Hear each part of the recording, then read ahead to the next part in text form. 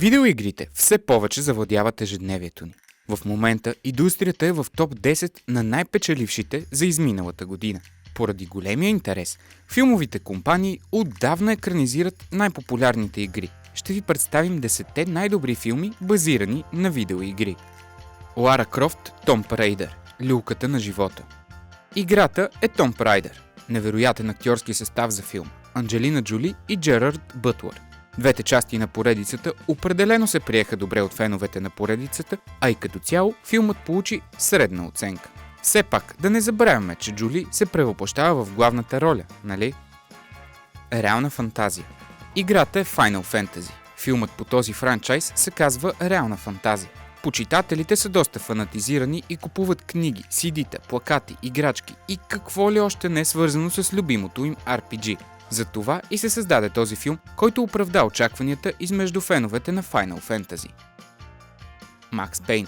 Един наистина невероятен екшън. Всички знаем Макс Пейн, играта, която беше хитов FPS на времето. Повечето сме я играли, а главната роля във филма бе поверена на Марк Уолбърг. Заразно зло.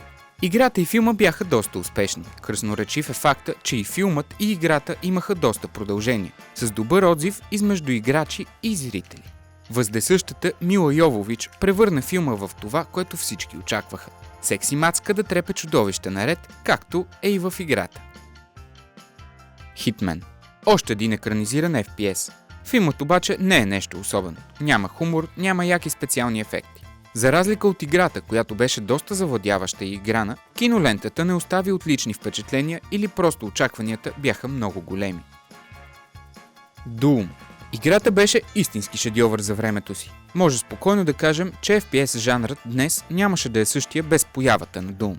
Филмът няма да се хареса на непросветените, но за сметка на това феновете на шутерите от първо лице определено ще изпитат приятни емоции.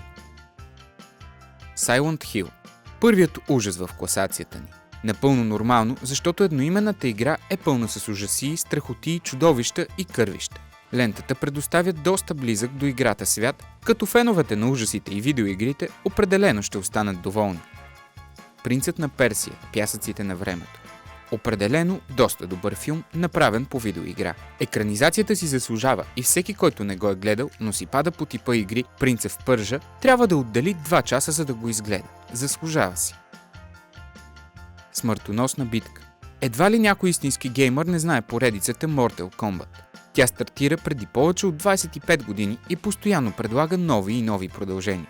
Филмът Смъртоносна битка наистина впечатлява за времето си, като участието на Кристоф Ламбер подсилва цялостната оценка. Задължителен за гледане, поне за онези, които си падат по франчайза.